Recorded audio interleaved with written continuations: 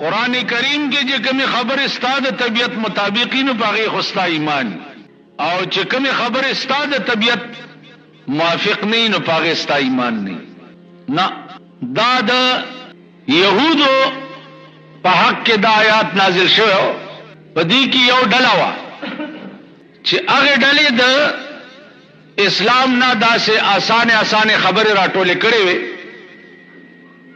او دا غینه ځان له یو مذهب جوړ کړو. هغه ډلې ته قران کریم سابعین ویلي دي. سابعین هغه ډله و چې کومه خبره اسانه وي او تکلیف پکې نه و ا دوی راټولې کړې وي او دا غینه ځان له یو مذهب جوړ کړو نو هغه ته قران کریم سابعین وایي. نو دا یاد راغی چې افتؤمنون ببعض الكتاب وتکفرون ببعض. تاسو په قران کریم کې په بعضی کتاب خو ایمان راوړی بعضی خبرې چې تاسو د طبیعت مطابق نو هغه خو منئ او چې کوم ستاسو د طبیعت مطابق نه نو هغه نه منئ. لکه قارون وګوره دا د موسی علی السلام د ترزویو چې څو وخت کې د زکات حکم راغی چې زکات ورکړي نو دا قارون ډیر زیات مالدارو د چې زکات وېستو نو د په مال کې دومره زکات وته چې هغه زکات سور لسو کچرو بورو. موسی علیہ السلام تراغه چرور دغه اسلام منلو ته خو تیار نه دا دومره ډیری چې زار کالو با سمزه خو به ملنګ شم. موسی علیہ السلام ورته فرمایل چې خدای بنده دا د خدای حکم دی ونور ارس چې منم خودیت منلو ته تیار نه. موسی علیہ السلام ورته فرمایل چې دې منلو ته تیار نه زور کیږي. نو خلق را پیدا کړو یو میټینګ یو کړو او په میټینګ کې دا وایي چې څه پوي پځان. موسی علیہ السلام د زکات خبره راځته ده د په دې چل ځان مالدار کوي او مونږ غریبان کوي نو د سره سچل پکار دی. نو فیصله په میټینګ کې دا وکړه چې یو خزب مسلاتی کو او هغه له بس پیسې ورکو. پیسې به ورکو ولا چې موسی علیہ السلام څو وخت کې تقریر کړي نو تب په ما وره چې د تقریر ما اوري د ما سره بیگا نعوذ بالله بدفعلی کړي دا او دا یو بکس د اشرفو ډکواله خزه پیسې واغسته او صلاح ور سره وکړه. موسی علیہ السلام اوس لګیا دې تقریر کوي قوم ناسته دنیا ناسته ده او دا خزه په دې نیت را پاسه ده چې زه اوس په الزام ولګوم چې را پاسه ده او الزام لګولو له خله جوړوله نو د خله نه وته چې لا اله الا الله موسی کلیم الله. قوم ته تاسو کو چې چل سره ویل ما سره خو بیگا فیصله دا شوی وا او الله که ز پزانم پویا شم خلینا می په موسی ایمان راوړل و. نو زما عزیزانو عرض می داو چې موسی علیہ السلام خدای پاک ته وی چې یا الله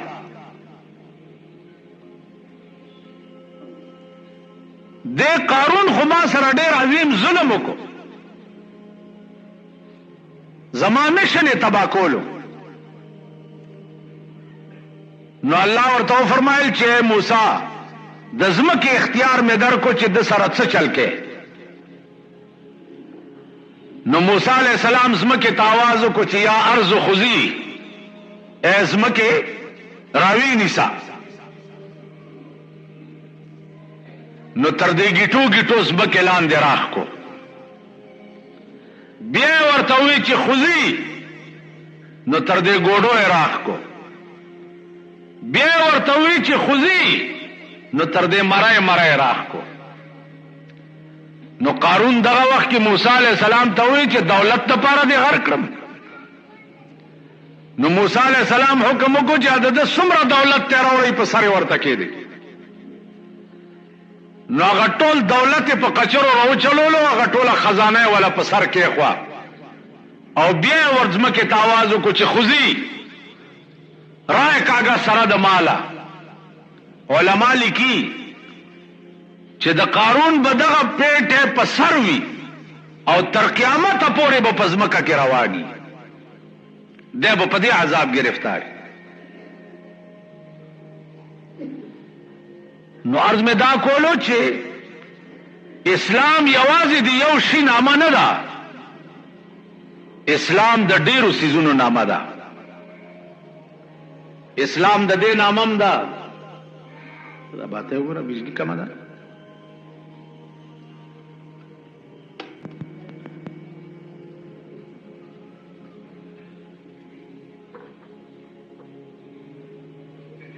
اسلام د ډیرو سيزونو نامه ده. اسلام د دې نامم ده چې تبا عرشی تعالی وجه البصیرت ګوره، عرشی تبا د انصاف په نظر ګوره.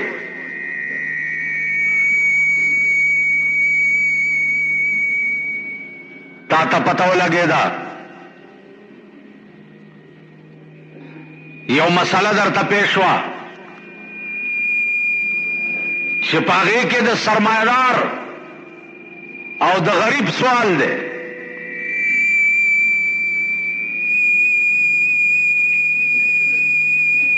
اوس په حق غریب دی او په ناحق سرمایدار دی،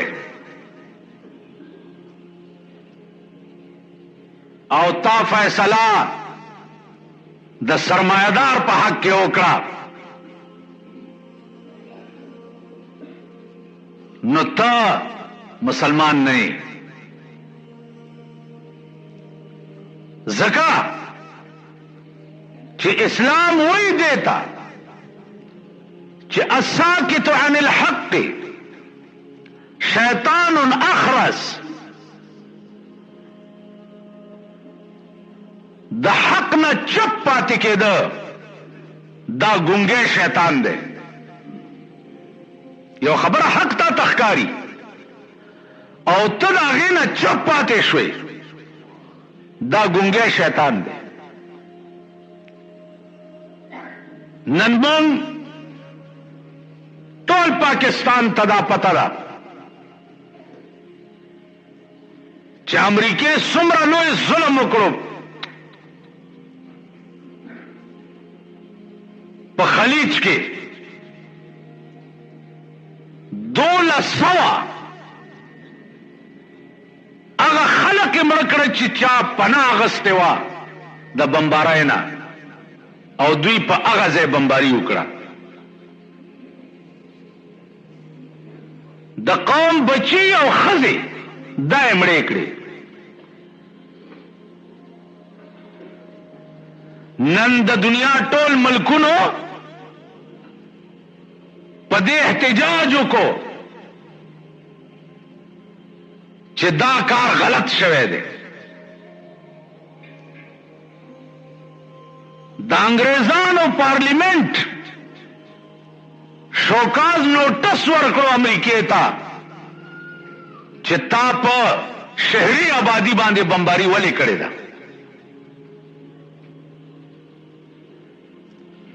ستا پاکستان هم پہ افسوس وکړو. پرونه راسې لګیا دي دوی په ریډیو ټي وي باندې چې دا کار ډېر بد شوی دی، دا کار ډېر بد شوی دی. اوس دا ګوګو قوم خو په دې خبره نه پوهېږي چې پاکستان له ویل څه پکارو دی وایي څه. دا د ګوګشتو زامن خو په دې خبره نه پوهېږي. دوی خو په دې دوکه کړه چې پاکستان هم پې افسوس وکړو. افسوس خو سړی نه چې سپی ولګي په موټر باندې هم افسوس پې کوي که نه کوي.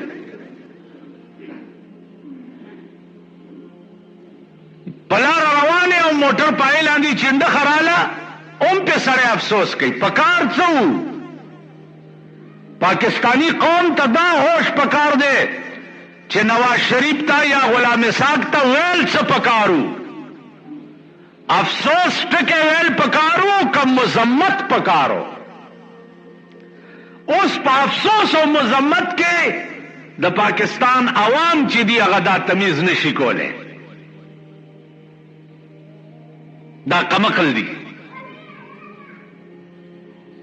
یاره جی پاکستان نه، دوی ته مذمت پکارو، لفظ مذمت پکارو چې تا په شهري آبادی د قوم ماشومان دی چې دی پیکاوړه کړه، زه د دې مذمت کوم. مذمت ټکه دوی ځکه ونه وی چې امریکا په خپه کیږي. تاسو خیال لرئ فرانس ہوئے، جاپان ہوئے، چین ہوئے، روس ہوئے، ټولو په مذمت کو دوی مذمت ټکه ونه کو، ځکه چې لفظ مذمت چې دی دا وزنی لفظ دی. مذمت معنا دا ده چې دا کار چې چا وکړو زه په لعنت ویم، او دوی په امریکا لعنت چرته ویلی شي. نو زما عزیزانو عرض داو چې اوس مونږ په داسې لوی قهر کې ګیر یو، په داسې لوی قهر کې او وړاندې کړي کمبلو، خیمو، اوچپیو دغه وړاندې کړي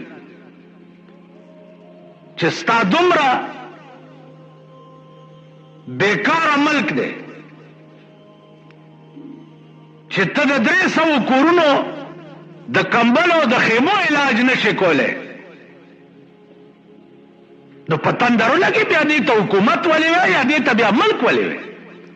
دا خدا سي شی دی لکه تاسو چې جماعت نه وځئ او هر چا چې دی لوپټني ولي داسې او خیرات غواړي، دا خو بیا څه ملک نشو. په یو ملک کې 300 کوره زلزلې وغورځول او هغه ملک سره د 300 کورونو علاج نه وي، هغه هم څه ملک دی یا هغه هم څه وطن دی؟ بیرونی دنیا ته اپیلو کې د امداد دپاره.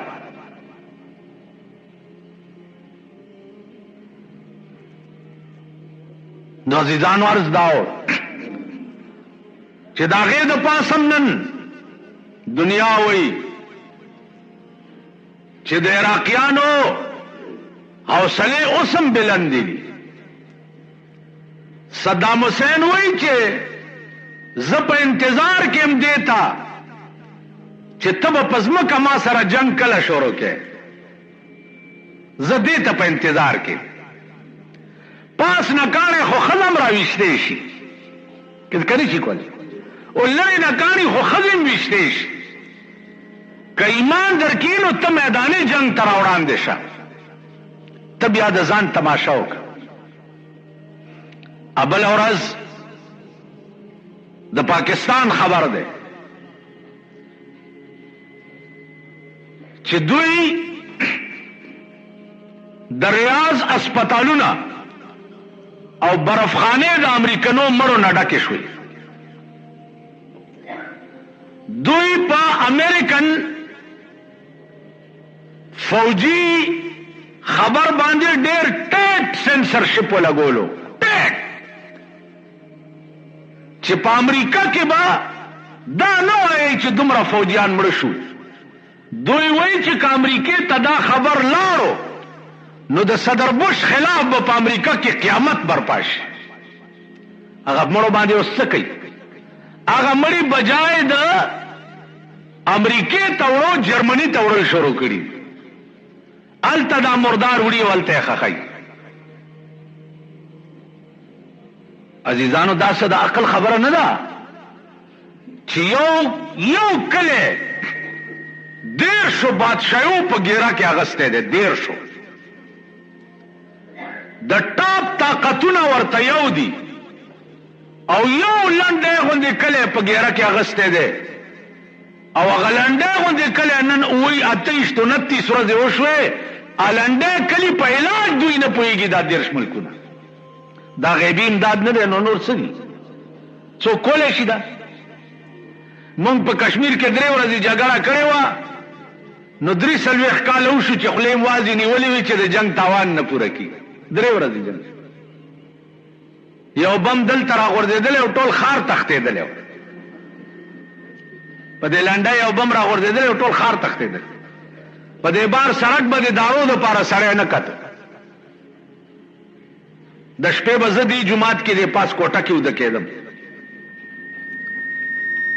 د شپې سیرن به چې وشو نو دلته یو چترالی طالب هغه به مولانا صاحب مولانا صاحب هلک وګوشو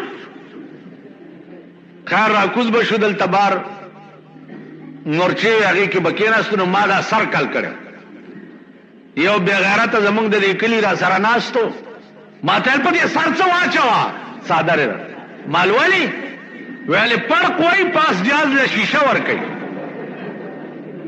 دا خو ستاسو غیرت دی او دا ستاسو ایمان دی یو بم غورځېدلی و څوک سوات ته تښتېدلي وو څوک هزارې ته تښتېدلي وو څوک لوارګي ته تښتېدلي وو څوک درې ته تښتېدلي وو څوک باړې ته تښتېدلي وو تاسو خیال راغی دی یو بم پرېوتی او په عراق باندې 78,000 بمبارۍ وشوې تر ننه پورې نن سهارنی خبر دی 78,000 بمبارۍ پې وشوې 78,000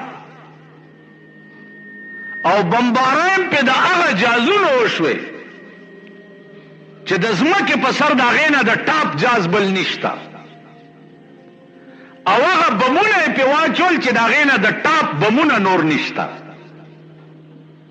78,000 بمبارۍ د صدام حسین خپې د سپولو نه دي هغه اوس هم چې وګورئ او را میدان ته شه لا چرته بیا دا ورته چې کوم سکیم د بارودي سمرنګونو جوړ کړی پرونه خبر داده چا کومه ځمکه ده نیولې وه او بیا ترې واپس شو هلته بارودي سرنګونه پرېښود دی ترې واپس شو چې هغوی پرې راله 35,000 امریکنیان پکې مردار شوي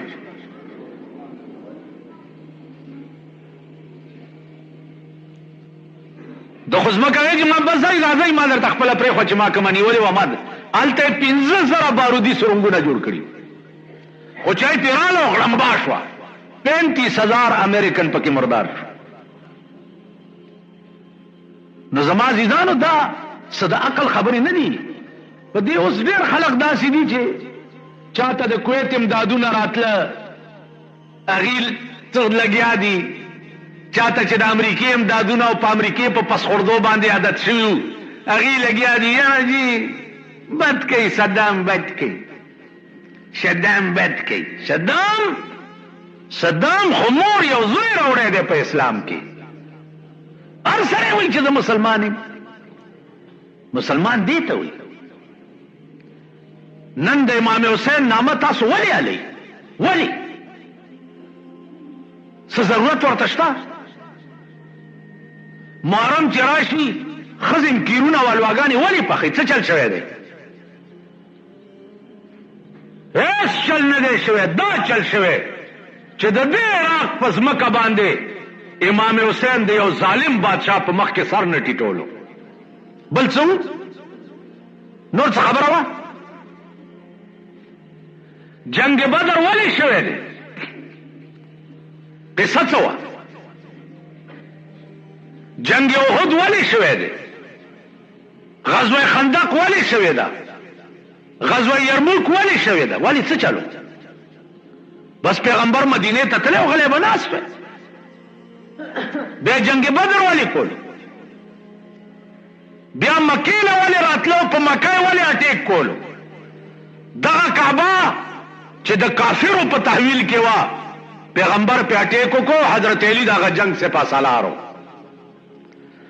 او یو 160 بوتان په دې کعبه کې پراته وو حضرت علی ته هغه وغورځول او دا آیات یې او پکې وګرځېدو چې جاء الحق وزهق الباطل ان الباطل کان زهوقا. جنگ خود مسلمان ایمان دے، جہاد خود مسلمان ایمان دے.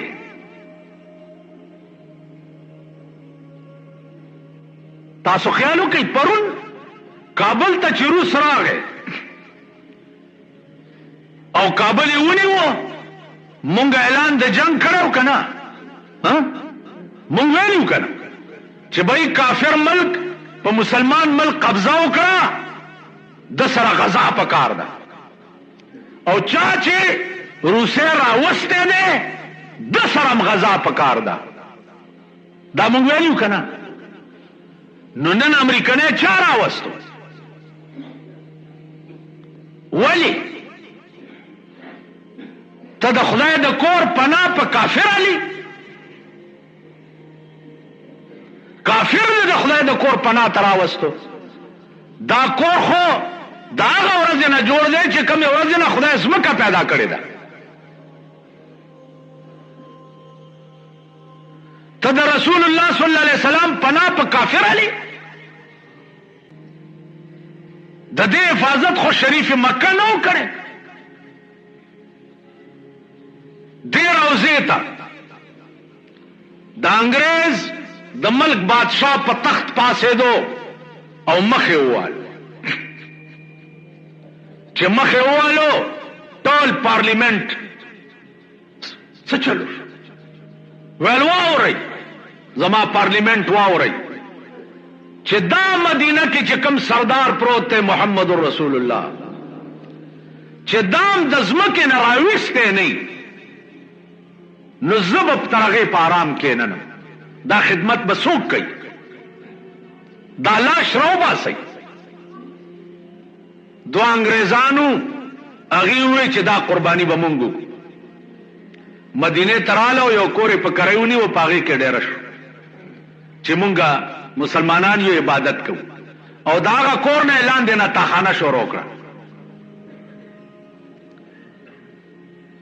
دا مشهوره واقعه ده د نور الدین زنگي. تاخانه شروع کړه، هغه خاورې به د شپې لرې بار غورځولې او د ورځې به تاخانه کنسته. د رسول الله صلی الله علیه وسلم قدمین مبارک ته ورسېد. د شپې په خوب کې بادشاہ رسول الله صلی الله علیه وسلم ورته وایي چې پاسه درنه مې وباسي. را پاسېدلی حیران. په دویمه شپه ورته وایي پاسه انګریزان دي درنه مې وباسي. سهار چې بادشاہ را پاسېدو خیرات یې وکړو، ویل چې څومره پیران او ملنګان دي هغه ټول راولي. او هغه دواړه سړي رسول الله صلی الله علیه وسلم بادشاہ ته وښودل چې دا شکلونه دي او په کور کې کنده کنسته ده او ما درنه وباسي. دا شکلونه دي. بادشاہ ټوله مدینه راوغوښته. سهار سړي ته چې ګوري هغه شکلونه پکې نشته. وی هلکه څه خلک خو پاتې نه دي. وی جي دغه کور کې یو دوه کسه دي او وی چې مونږ روټۍ نه خورو، زمونږ روژه ده. ویل ورشئ په زور یې راولي. خو چې پولیس ورپسې لاړو او راوینیوه چې راوسته چې بادشاہ هغه خپې سپم کړې. تاسو خیال راغی او دې دواړو له تیل سره کړه او دواړه په تیلو کې واچولو، پیکوړه یې کړه او بیا سلسل غزه کې د رسول الله د روضې نه غیر چاپیر فولاد او سکې دا واچولې او هغه ځمکه مضبوطه کړه. تاسو خیال راغی د دې حفاظت خو پیغمبر په خپله کوي، د مکې حفاظت خو به خدای پاک په خپله کوي. خبره دلته د امریکې او د صدام ده، خبره دلته د کافر او د مسلمان ده. تاسو خیال راغی پته به ولګي ستا فوج چې کوم تللی دی اب واپس راشي، تاسو ټولو ته به دا پته ولګي چې دا د امریکې سره شانه په شانه جنګېده او کنه دوی د کعبې حفاظت کول. نو خبره دلته د مسلمان د وقار ده، د مسلمان د عزت ته. صدام حسین زمون د ترور زوی نه دی او نم د ماما زوی دی. خبره د مسلمان د وقار او د عزت ته. کنن په دې ځای کې د مسلمان وقار پریوتو، اسلامی ملکونه عمر له د امریکې غلامان شو، تر اوسه خو دی نن ته په پاکستان کې اټم بم ولې نشي جوړولې؟ ولې 43 کاله وشو چین اټم بم جوړ کړی دی، هندوستان اټم بم جوړ کړی دی، دنیا د اټم بمونو نه ډکه ده، پاکستان یې ولې نشي جوړولی؟ ځکه چې امریکا پې خفه کېږي. ضیاءالحق لیکلي ورکړي وو امریکې ته چې زه ایټمي قوت نه جوړم. دا په پنډای کې هغه ځای چې سوځولی و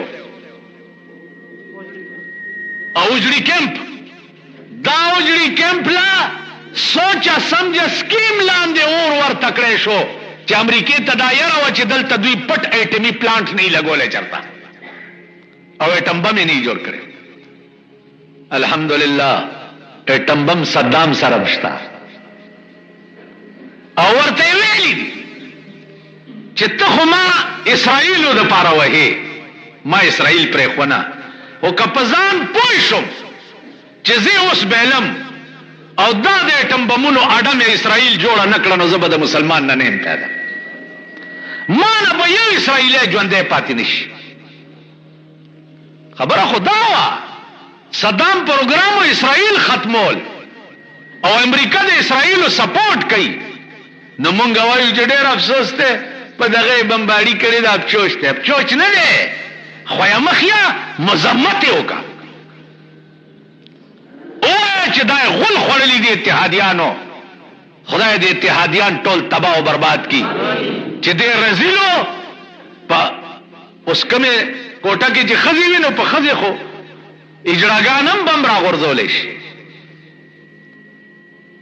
نو عزیزانو عرض مې داو چې افسوس په ټولو ملکونو کړی، بحیثیت مسلمان تا ته مذمت لفظ پکارو چې زه د دې شي مذمت کوم چې دا امریکې ډېر بد کړي دي. نن ستا بین الاقوام ورته ویو، متحده کونسل ورته ویو، پلانه خو ټول دغه دي، هلته څوک دي؟ د یورپ نمایندگان دي، د امریکې دي، د روس دي، د چین دي، ټول کافر نمایندگان زمونږ د الوپټې والا که یو پکې ورشي نو څه پې خو ټول دغه دي. الکفر کلهم ملت واحده، کفر ټول یو دین دی، کفر کې فرق نه. نن کفر ټول یو طرف ته دی، مسلمان که کفر سره مرګری دی عزیزانو دا صرف تالی سټ دی د کفر د دې وجې مرګري. زمونږ ملک دی قرآن په سر کې دي چې ستاسو امریکا خوښه ده، په ټي وي دې راشي او کلمه دې تیره کړي چې ستاسو امریکا خوښه ده، وایي به چې خوښه هم نه ده خو څوک څه راکوي نو موږ څه راکوي والا یو. نو بهرحال زمونږ خو عزیزانو نور وس نشته، لوی وسم دا دی چې خدای ته زاری کوو چې یا الله د مسلمان قوم آبرو ساته، او خدای دې وخت کې عراق ته چې څومره اتحادیان دي تباه او برباد کا او په خپل قهر هلاک کا.